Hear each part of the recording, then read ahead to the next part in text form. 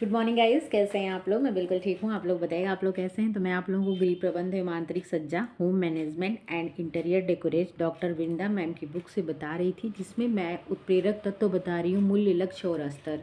मूल्य मैंने कंप्लीट कर दिया, लक्ष्य आज स्टार्ट करूँगी। मूल्य के बारे में कुछ चीज़ें बता देती हूँ कि मूल्य क्या होता है। तो प्रत्येक व्यक्ति के अंतर्गत अपना क्या होता है, मूल्य निहित होता है, ठीक है। और ये कैसा होता है, तो ये व्यक्तिगत होता है, क्योंकि होता है ना कि एक ही घर में किसी के 4 बच्चे हैं, पर कोई कुछ होता है, कोई कुछ बनता है, कोई कुछ करता है, कोई कुछ। क्यों? क्योंकि उनके अपने अपने मूल्य हैं। जैसा उनका मूल्य, अपनी वैल्यू समझते हैं, जैसे उनकी अंतरात्मा कहती है, जो उनके अंदर गुण होते हैं वो बाहर आते हैं। तो यही कहा गया कि मूल्य क्या होता है, मतलब आत्मगत होते हैं, अस्थिर होते हैं, ठीक है, और व्यक्तिगत होते हैं।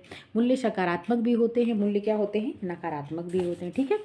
और मूल्य की बहुत सारी विशेषताएं हैं। मैकी ने पोज बताया, जो उसके कुछ तत्व, फिर मूल्य की कुछ क्या उद्गम है, मूल्य क्या होता है, ठीक है। कुछ चीज़ें मैंने आपको सारी टू द पॉइंट बताई थी।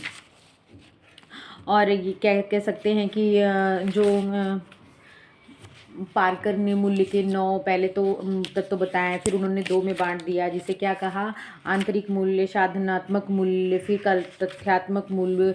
ऐसे करके उन्होंने क्या किया, मूल्य को बांट दिया। आदर्शात्मक, तथ्यात्मक, आंतरिक को साधनात्मक से श्रेष्ठ बताया और तथ्यात्मक से आदर्शात्मक को श्रेष्ठ बताया। कुछ चीज़ें मैंने आपको यहाँ पे क्लियर करा दी। अब नंबर आता है लक्ष्य का। देख लीजिए आप लक्ष्य। तो इसमें चलिए ज़्यादा बातें नहीं करते, अपनी क्या वीडियो को स्टार्ट करते हैं। तो पारिवारिक जीवन में सुख, आराम, आनंद, संतोष एवं सफलता पाने के लिए लक्ष्यों को प्राप्त करना आवश्यक है। हम सभी दैनिक बोलचाल में लक्ष्य प्राप्ति की बात करते हैं तथा समझते हैं। प्रत्येक परिवार नित्य प्रति नए लक्ष्यों का निर्माण करता है तथा पूर्ति होने हेतु निरंतर चेष्टा करता है। तो आइए हम जानते हैं कि आखिर लक्ष्य है क्या। सामान्य अर्थों में लक्ष्य जीवन के वे साध्य होते हैं। ये क्या होते हैं, साध्य होते हैं, ठीक है, साधन नहीं, क्या, साध्य, जिन्हें प्राप्त करने के लिए प्रत्येक व्यक्ति या परिवार प्रयत्नशील रहता है।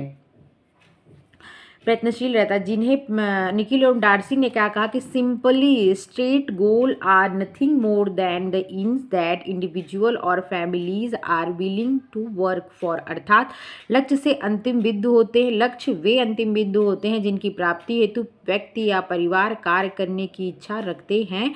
लक्ष्यों का निर्माण व निर्धारण व्यक्ति की इच्छाओं, जीवन मूल्यों, दार्शनिक विचारधाराओं, फिलॉसफीज और अभिवृत्तियों, एटीट्यूड से होता है। ये मूल्य से अधिक स्पष्ट और निश्चित होते हैं क्योंकि इन्हें प्राप्त किया जा सकता है, साथ ही इसे आसानी से परिभाषित किया जा सकता है। प्रेम एक मूल्य है, इसे दूसरे के सामने प्रकट किया जा सकता है, अनुभव किया जा सकता है, परंतु आसानी से स्पष्ट एवं परिभाषित नहीं किया जा सकता। परंतु स्वयं का मकान, गाड़ी खरीदना, यात्रा, प्रवास करना लक्ष्य है जिसे आसानी से समझा व परिभाषित किया जा सकता है। उपरोक्त विवेचन से यह निष्कर्ष निकलता है कि लक्ष्य एक उद्देश्य है जिसकी प्राप्ति के लिए हम तत्पर रहते हैं तथा नई तकनीकी कार्यप्रणाली, विधियां, तरीके व कार्यक्रम तय करते हैं। यह ग्रहण करने योग्य वस्तु या अंग है जिसकी उत्पत्ति व्यक्ति के मूल्यों एवं इच्छाओं से होती है। इससे व्यक्ति के जीवन में सुख एवं संतोष मिलता है। अधिकांश पारिवारिक लक्ष्यों का निर्माण ही इसी उद्देश्य से किया जाता है। आगे देख लीजिए, देखिए क्या है, दर्शन एवं विचारधारा, ठीक है, अभिवृत्तियाँ, उसका एटीट्यूड, मूल्य, लक्ष्य, स्तर। इसके बाद किसकी प्राप्ति होती है, तो आपके गोल की प्राप्ति होती है। देखिए ध्यान दे रहे हैं, गोल, ठीक है, आपका मूल्य, दर्शन एवं विचारधारा, आपकी अभिवृत्तियाँ, आपका गोल, ये सब किसको प्राप्त करते हैं, तो आप अपने गोल को प्राप्त करते हैं। लक्ष्य निरंतर चलने वाली प्रक्रिया। लक्ष्य कैसी प्रक्रिया है, निरंतर है, क्योंकि एक लक्ष्य पूरा होने के बाद आपका दूसरा लक्ष्य या मोटो क्या होता है, तैयार हो जाता है, जो जीवन पर्यंत चलती रहती है। इसे प्राप्त करने के लिए व्यक्ति अपने मूल्यों एवं इच्छाओं, विचारधाराओं, अभिवृत्तियों में परिवर्तन करता रहता है। यदि उसे किसी लक्ष्य की पूर्ति होने की आशा कम होती नजर आती है तो वह उन लक्ष्यों को छोड़कर नए लक्ष्यों का निर्माण करता है। जैसे कोई छात्र डॉक्टरी पढ़ना चाहता है परंतु बार बार प्रतियोगिता परीक्षा देने के उपरांत भी वह सफल नहीं हो जाता, तो वह डॉक्टरी पढ़ने का लक्ष्य त्याग कर शिक्षक, व्याख्याता या रेलवे की नौकरी प्राप्त करने का लक्ष्य अपनाता है। जैसे कहते हैं ना, यार मैं तो ये बनना चाहती थी लेकिन उसमें नहीं निकला तो मैंने और तैयारी किया और मुझे ये नौकरी मिल गई, कहते हैं ना। तो आपने अपना लक्ष्य बदल दिया।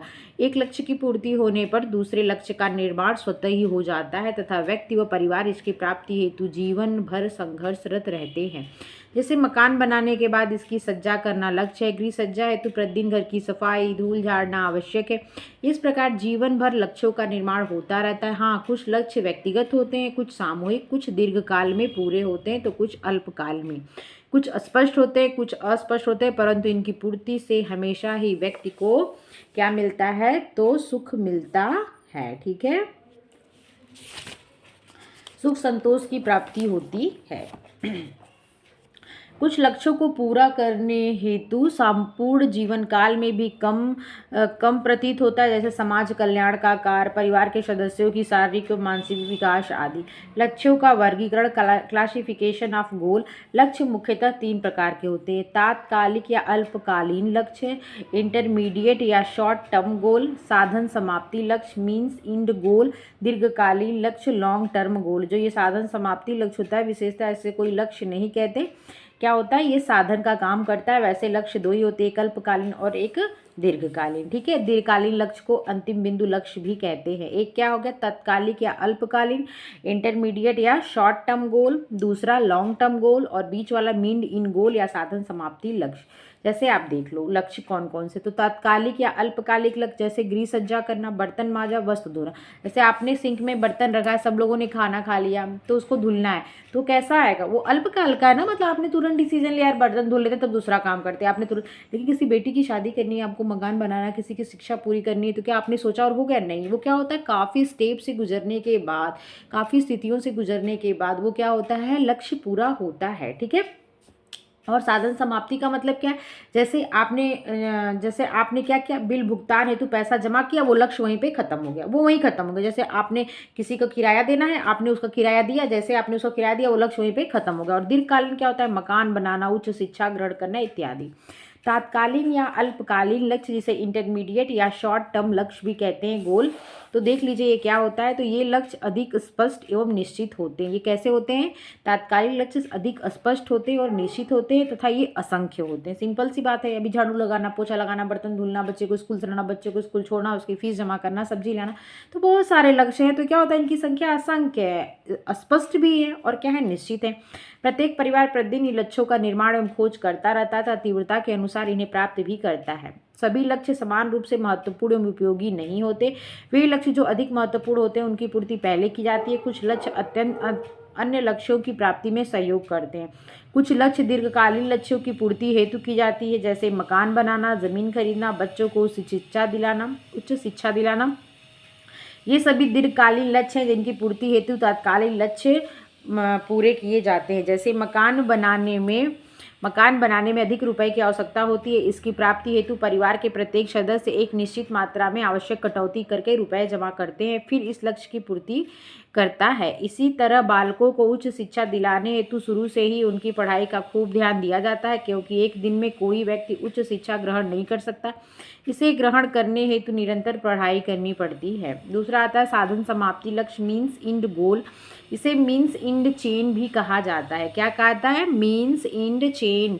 वास्तव में साधन समाप्ति लक्ष्य कोई लक्ष्य नहीं होता, वरना यह तत्कालिक लक्ष्य को प्राप्त करने का साधन या निर्णय मात्र होता है।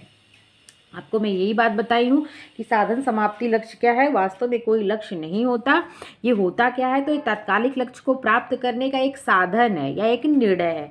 ऐसे लक्ष्यों की पूर्ति स्वतः ही कुछ क्रियाओं के बाद पूर्ण हो जाती है, जैसे बैंक से पैसे निकालने हेतु चेक काटना, बालकों को पढ़ने हेतु किताबें खरीद देना, नए सूट सिलवाने हेतु वस्त्र खरीदना, गृह सज्जा हेतु डेकोरेटिव आइटम खरीदना इत्यादि। जैसे ही खरीदा लक्ष्य क्या हो गया, समाप्त हो गया। ठीक है, दीर्घकालीन लक्ष्य लॉन्ग टर्म गोल, वे लक्ष्य जिन्हें प्राप्त करने में अधिक समय लगता है दीर्घकालीन लक्ष्य कहलाते हैं। कुछ लक्ष्यों को प्राप्त करने में महीने एवं सालों लग जाते थे, कुछ लक्ष्यों को प्राप्त करने हेतु मानव का संपूर्ण जीवन काल भी कम नजर आता है। ये अधिक स्थायी होते हैं। कौन से लक्ष्य अधिक स्थायी होते हैं, तो जो दीर्घकालीन लक्ष्य है वो क्या होते हैं, अधिक स्थायी होते हैं। ठीक है, इनकी प्राप्ति हेतु व्यक्ति या परिवार जीवन पर्यंत कठिन परिश्रम करता रहता है। जैसे बांध का निर्माण, किला का निर्माण, भवन निर्माण, उच्च शिक्षा प्राप्त करना आदि। यद्यपि प्रत्येक व्यक्ति व परिवार के दीर्घकालिक लक्ष्य भिन्न भिन्न होते हैं। जैसे कोई व्यक्ति पढ़ लिख कर डॉक्टर बनना चाहता है तो कोई इंजीनियर, कोई व्यवसायी तो कोई कवि, परंतु इनकी प्राप्ति हेतु व्यक्ति को निरंतर जूझना पड़ता है तथा तात्कालिक लक्ष्यों की पूर्ति करनी पड़ती है। परंतु कुछ दीर्घकालिक लक्ष्य ऐसे भी हैं जिन्हें प्रत्येक परिवार पाने की चेष्टा करता है। ये लक्ष्य हैं: नंबर 1, स्वयं का आरामदायक व स्वास्थ्यकर आवास जिसमें परिवार के सभी सदस्यों की आवश्यकताओं की पूर्ति हो सके।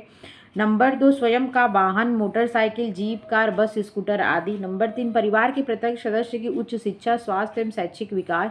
नंबर 4, मनोरंजन के साधन हेतु उपयोगी वस्तुओं की व्यवस्था। नंबर 5, स्वास्थ्यकर वातावरण का निर्माण जिसमें सभी सदस्यों का शारीरिक, मानसिक, आर्थिक, सामाजिक, मनोवैज्ञानिक, आध्यात्मिक विकास बेहतर तरीके से हो सके। नंबर 6, संतोषजनक व्यक्तिगत एवं पारिवारिक संबंध स्थापित करना जिससे कि परिवार के सदस्यों के बीच प्रेम, स्नेह, करुणा, सहयोग, सहानुभूति, एकता एवं संगठन की भावना हो।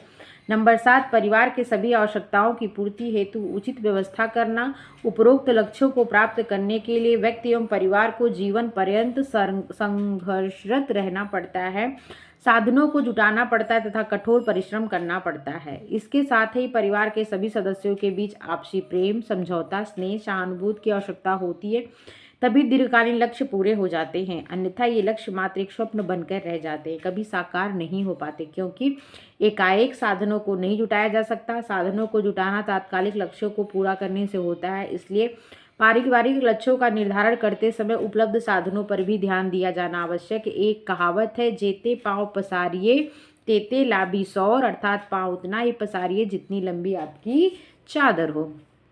अगला आता है लक्ष्य की विशेषताएं। आपने जान ली लक्ष्य क्या है, लक्ष्य कितने प्रकार के होते हैं। अब लक्ष्य की विशेषताएं देख लीजिए।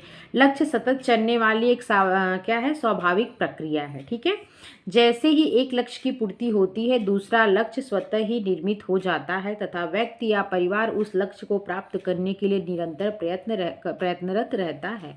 लक्ष्य समय पर आधारित होता है। कुछ लक्ष्य तात्कालिक एवं अल्पकालीन होते हैं जिसकी तत्काल पूर्ति करना आवश्यक हो। लक्ष्य क्या होता है, समय पर आधारित होता है। जैसे बस या ट्रेन की यात्रा करनी है तो टिकट कटाना, टेलीफोन बिल जमा करने, रुपए निकालना। अल्पकालिक लक्ष्य को पूरा करने में कई घंटे से लेकर कई दिन लगता है, जैसे खाना पकाना, धुलाई करना, गृह की सजावट आदि। कुछ लक्ष्यों की प्राप्ति में महीनों वर्षों लग जाते हैं, कभी कभी जिंदगी भी क्या पड़ जाती है, कम पड़ जाती है।